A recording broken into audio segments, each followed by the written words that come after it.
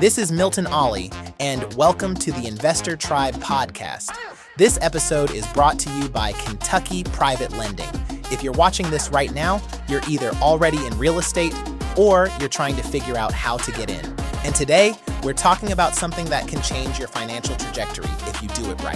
Flipping houses in 2026. Follow us on all socials at INV Tribe, or go to invtribe.com to become a free member today. Let's get into it. Why flipping still matters. A lot of people think flipping is played out. They see high interest rates, they hear about tight margins, they think the opportunity is gone. That's not accurate. Here's the reality.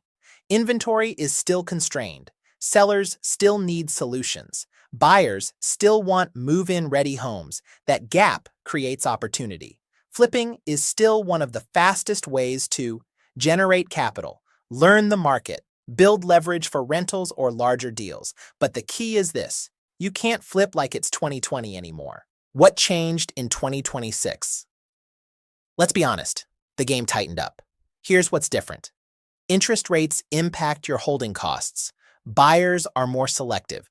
Over-improving kills deals faster than ever. So what does that mean for you? You need discipline, not hype. Ask yourself, are you buying based on real numbers or hope? Are you solving a problem for a buyer? Are you building margin before you even start? Because if you miss that, you're not flipping, you're gambling. The right way to flip.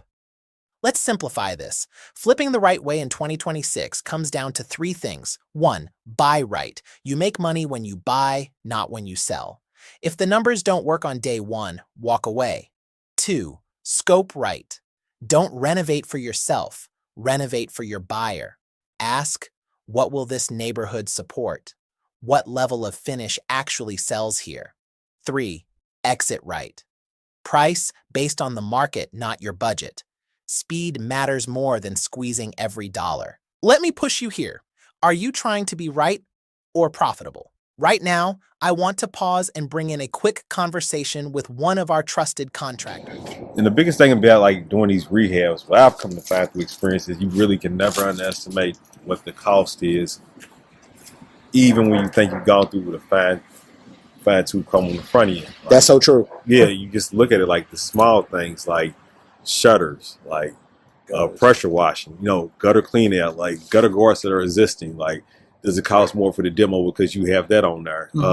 Condition of the chimney, landscaping, water flow around the house, things that are rusted, a ton of things. When you really get into it, you realize wires are mulch around this tree, water incursions, the garage door. It's a little bit longer than normal, so my normal price may have been $3,500 for the garage door. Then you get in there, figure out the garage door itself just isn't working, off track, so you add in that extra cost. Extra demo as far as that overhang, it creates more space, but it still has to be done. Pressure washing deck beforehand, then painting, or if you want to do with your stain, addition built to the deck. Now you build your deck out. Now you got to wait 3 to 4 months before you can put the stain on it because you added new wood, do water test on it. Yeah. A lot of small steps. And you get to the end, you do want to add the privacy fence. So there are a lot of small things where you were planning for $50,000 or $80,000, and your small things may add another 15, 20 grand to it. And even with that being said, you can't sell the house without doing those extra 10, 15 grand things to it. And those things might add a lot of extra value added at the end as far as your price, but they still need to be done. So you know that through experience. But it's just a little thing, the right lighting, taking your recessed lights out, putting new ones in, because those were very weak on the inside. I know you saw it, but we didn't say anything about it, but just the small things. You see your project over budget. Right. So you win on the buy. You definitely win on the buy. That's why you got to be aggressive. You definitely have to have an agent who's good with communication and explaining why you're coming with this price, being honest about what you're trying to do. And then, sometimes you got to tell the buyer, Asking too much? You're asking too much. Retail is not going to go for that price. You're dealing with an investor, you'll be quicker, and you'll have your money up front, and it's probably the best route. But you do have to be honest. That's why I like Milton. good and honest, and he knows both sides, retail and investment. We're going to talk about something that can make or break your deal, covering your costs. Let's chat about cost awareness.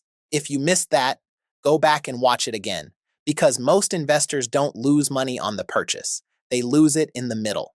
Costs creep in, labor overruns, material delays, holding costs stacking up. Here's a question you need to answer before every deal. Do I actually know my numbers, or am I guessing? The investors who win in this market track every dollar, build buffers, move with urgency, why you should start. Now, some of you are still on the sidelines, waiting for rates to drop, the perfect deal, more confidence. Let me challenge that. You don't need perfect conditions. You need a deal that makes sense, a team you trust, a plan you can execute.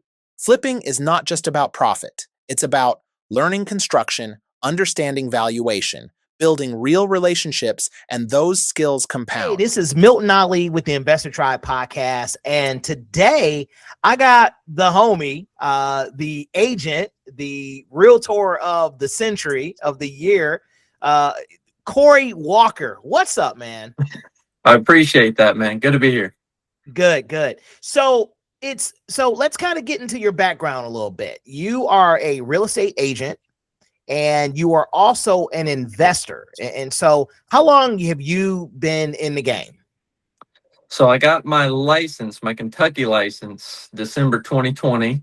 And then I got my Indiana license 3 years after that, early 23. And just recently started investing within about the past 18 months, really getting into it.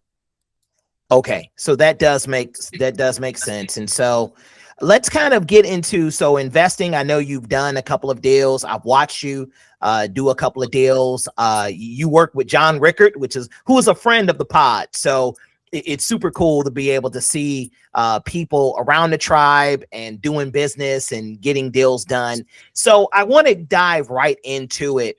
What was your last flip, and what was the biggest mistake on that deal? So my last flip was one actually down in Radcliffe.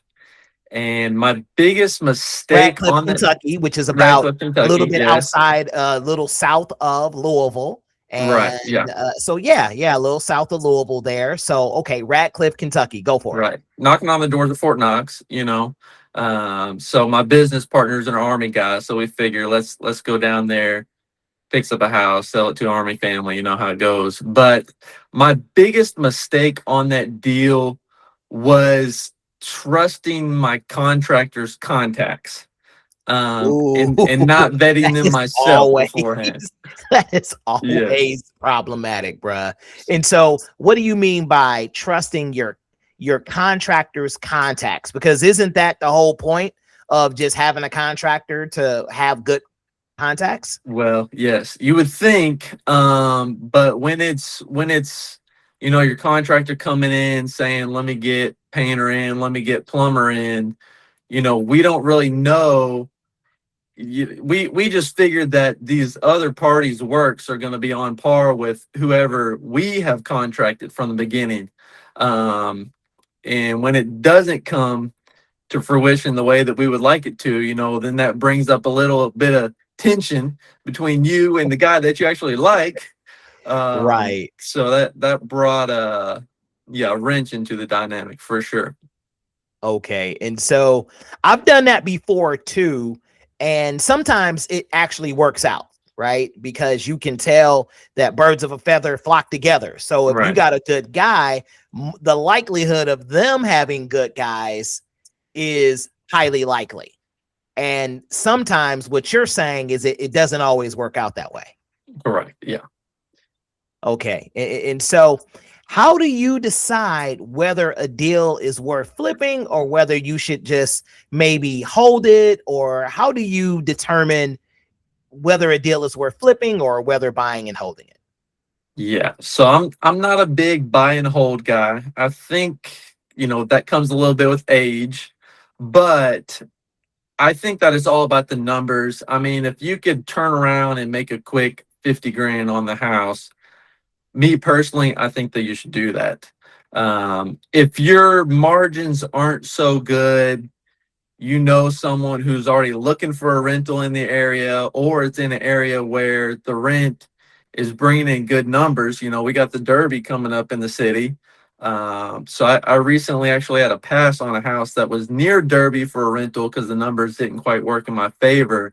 But there's some areas in town that you can get better tenants in there, right? And it'll be worth your investment in the long run, more stable environments.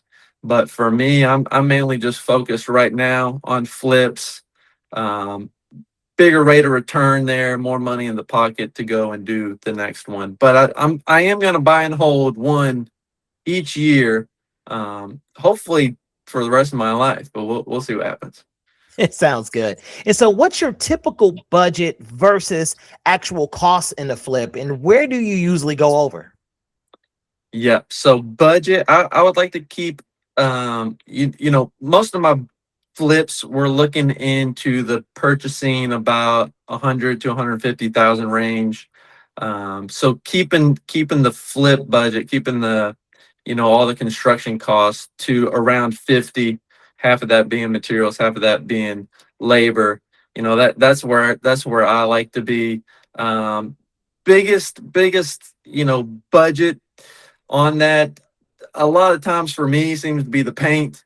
It's very Really? hard to find a good paint guy for cheap, right? So we end up getting a guy that's doing good work, because you'd rather pay one guy a decent amount rather than paying two or three guys to come and fix the cheap guy work. Right. So, are you saying that it's paint with mud work and drywall Yeah, doing drywall. and Yeah, the incorporating all trim that. and all of the baseboards, all of that? So, what I'm hearing you say is more about the master craftsmanship of someone who is a good painter. Because you're right, I do Right. find the same issue when it comes to finding a really good painter.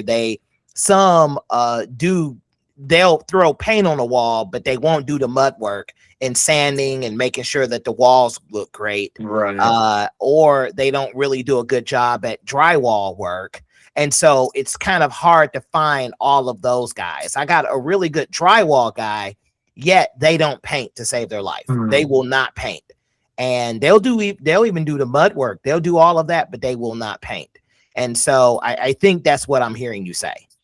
Right. Yeah. Because to me, that's the main thing that you're looking at in a house. You have to look at all the walls, and it's just a real big pet peeve of mine when there's any amount of paint where it's not supposed to. Right.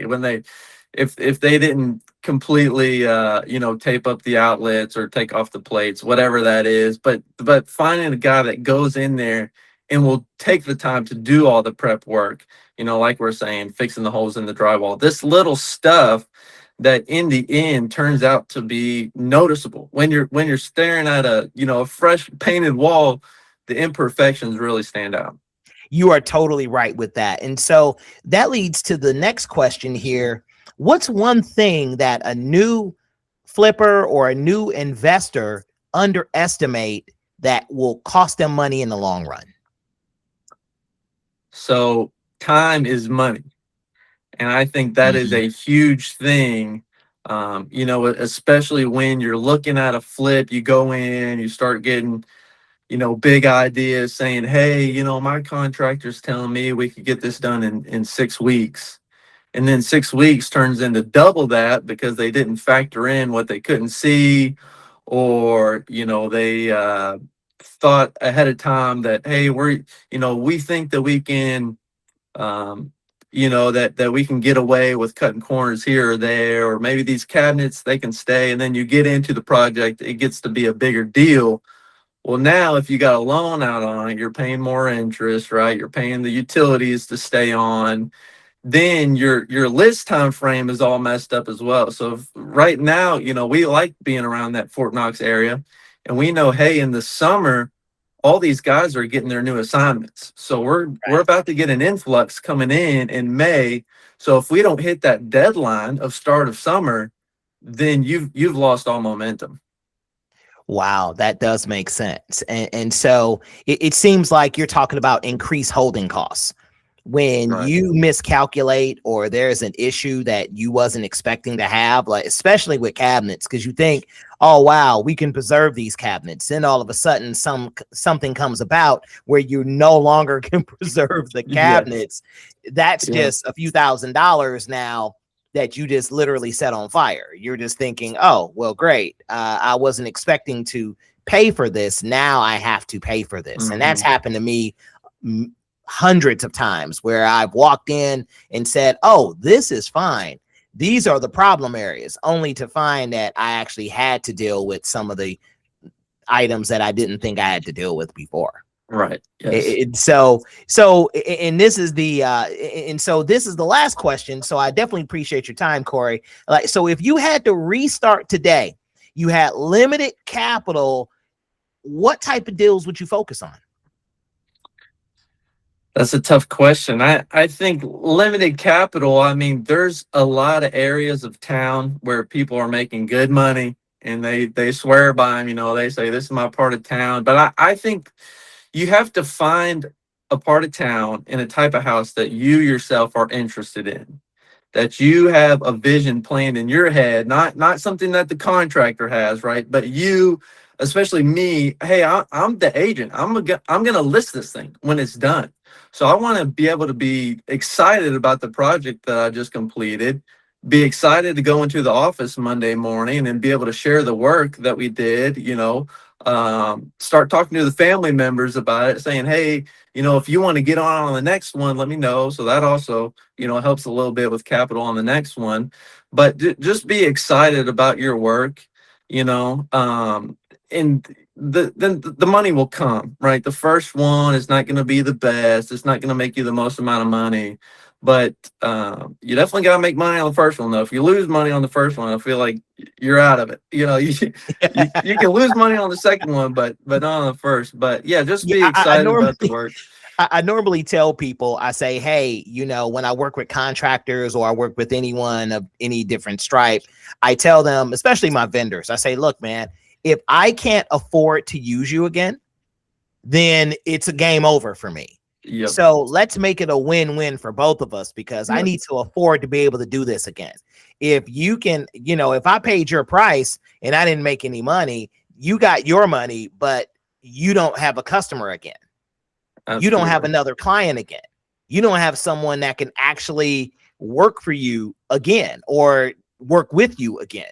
And so I think it's so important to keep those costs under control and to have a particular buy box when it comes to that. And so, hey, so thank you so much, Corey. I think this was definitely an amazing time that we're able to kind of talk to a fellow investor. And we just want to thank you for being on the Investor Tribe podcast today with us. Yeah. Thanks for having me. I had fun. Yes, I definitely appreciate it. Thank you. Take care. Bye. This episode is brought to you by Kentucky Private Lending. If you're serious about flipping, you need access to capital that moves when you move. Kentucky Private Lending understands investors, they understand deals, and they can help you close faster and scale smarter. All right, guys, let's bring it home. Flipping the right way in 2026 is not about chasing deals. It's about discipline. It's about buying right, managing costs, executing with clarity. So here's your next step. Don't just watch. Don't just listen. Get in the room. Go to invtribe.com. Become a free member today. Follow us on all socials at invtribe. This is Milton Ollie with the Investor Tribe podcast. We'll see you on the next one.